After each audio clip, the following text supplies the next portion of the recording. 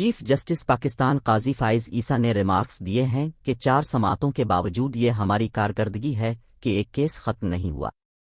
Chief justice کی سربراہی میں full court practice and procedure act case کی سماعت کر رہا ہے۔ MQM نے پریکٹس اینڈ پروسیجر ایکٹ کی حمایت کر دی۔ اس کے وکیل فیصل صدیقی نے دلائل دیے کہ آرٹیکل 191 میں لفظ لا کا مطلب ہے کہ وہ کسی قسم کا قانونی اختیار تو دے رہا ہے۔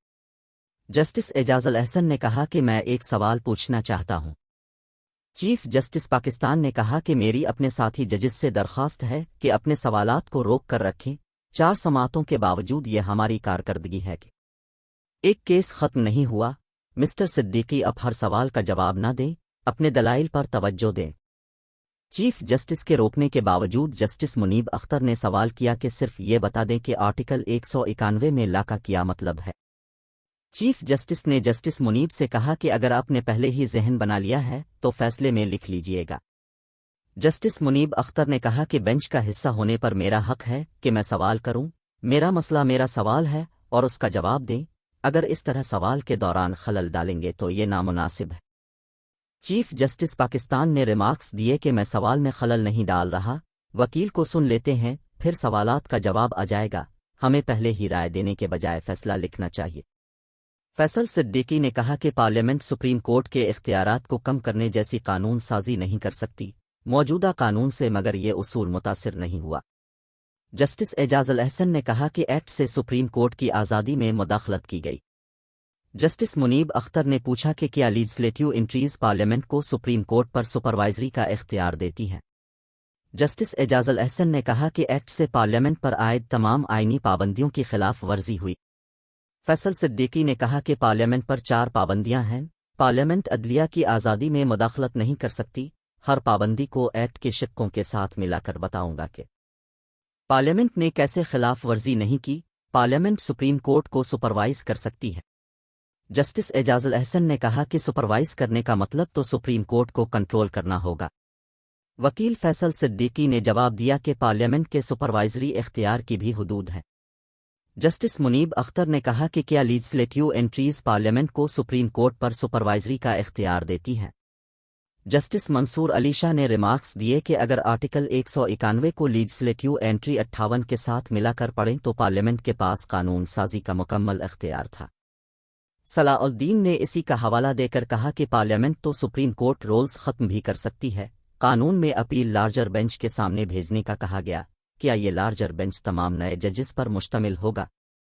کیا پہلے کیس سننے والے بینچ میں ہی نئے جج شامل کر کے لارجر بینچ بنایا جائے گا؟ فیصل صدیقی نے دلائل دیے کہ آئین کے تحت دیا گیا ایک اختیار قانون سازی کے اختیار کو ختم کہاں کرتا ہے۔ رولز بنانے کا اختیار سپریم کورٹ کو دیا گیا ہے، رول بنانے کو مگر قانون سے مشروط کیا گیا ہے، قانون سازی پر پابندی کہاں لگائی گئی ہے۔ جسٹس عائشہ ملک نے کہا کہ جو آرٹیکل اب پڑھ رہے ہیں اس کی لینگویج پابندی لگاتی ہے۔ جسٹس اعجاز الاحسن نے استفسار کیا کہ ایک چیز جو آئین میں نہ ہو اس کو قانون سازی سے بنا دینا کہاں ہوتا ہے۔ جسٹس اطہر من اللہ نے کہا کہ پارلیمنٹ کے پاس اختیار قانون سازی ہے، پارلیمنٹ نے انصاف تک رسائی کی ہی ایک قانون سازی کی ہے۔ جرمنی میں ایک نظام وضع کیا گیا جہاں ماسٹر آف روسٹر نہیں ہوتا۔ جسٹس مسرت حلالی نے کہا کہ آرٹیکل 184/3 جب بھی استعمال ہوا ملک کی بنیادیں ہلا دیں۔ چیف جسٹس نے کہا کہ انتظامی طور پر بنائے گئے رولز جوڈیشل اختیار استعمال کرتے ہوئے بھی بائنڈنگ ہیں۔ کوئی بینچ بیٹھ کر رولز کو غیر آئینی کہہ سکتا ہے؟ کیا بینچ 1980 کے رولز سے متعلق آرڈر دے سکتا ہے؟